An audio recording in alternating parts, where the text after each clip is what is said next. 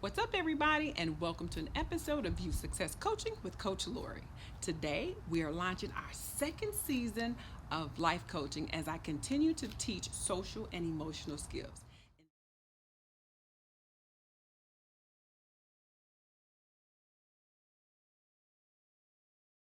In this episode, you will gain an awareness and an understanding of common thinking traps.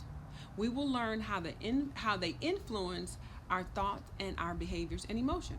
The activities for the Quiet Foundation crew is in the Google Classroom as always. You all will have the opportunity to identify the common thinking traps that affect your behavior. We must learn to identify those negative thought patterns and replace them with positive self talk, which will help create a healthy lifestyle as we identify those common thinking errors called thinking traps. With COVID 19 changing our whole way of moving around, and with all the social media and the news broadcast about the number of COVID deaths and how businesses are shutting down, people are losing money in their jobs, and you know what? Today, we need to just sit and reflect on how thoughts and patterns can influence our well being. Some people are allowing the news and world events dictate their emotions to the point where they're afraid, and they just believe the worst is going to happen. And they're emotionally drained, of all the social injustices and all the things like that. We will be talking about all of this and the thinking traps in this segment. We have to realize that there are alternatives that are a more realistic perspective to understand what's going on in our world. Let's think about how situations can affect our emotions and our behaviors. So there's an athlete, season's canceled, senior year. He just doesn't feel motivated to work hard.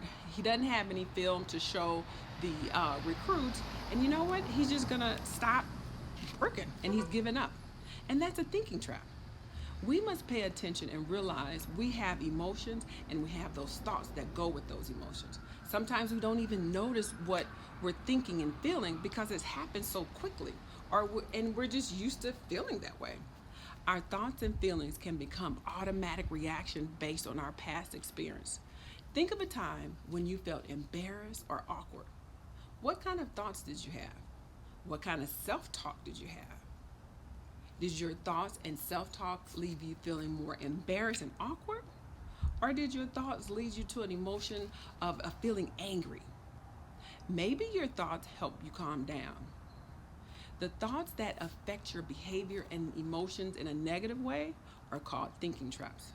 Let's discuss those common thinking traps. First is binoculars, which is a thinking trap that occurs when you look at things in a way that they seem bigger or smaller than they really are.